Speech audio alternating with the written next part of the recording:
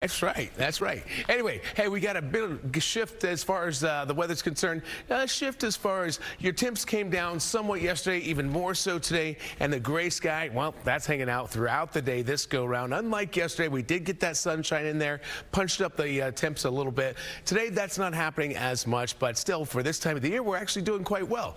Here's what we have on the almanac. Normal high for today is 60 degrees. We'll make it up to about 63. Not bad at all, staying away from the record. But it is going to be gray and damp once again. Here's the gray sky that we have right now. I see showers trying to come together and spread across the tri-state. Not doing a great job, but there's the risk of at least some lighter showers for that morning commute. That's probably all you'll get for the morning, but later in the afternoon, it's more likely you'll see the heavier stuff. We've got 51 Central Park, 52 degrees in Sussex. Winds coming in from the east still at around 5 to 10 miles per hour, and that gives us the cool air and therefore keeps your temps down a bit.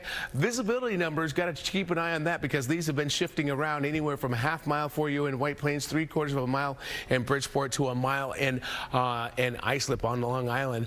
Yes, it looks like we do have some fog out there. It's not stopping the show. We don't have a dense fog advisory, but there is some low clouds and fog out there on the roads.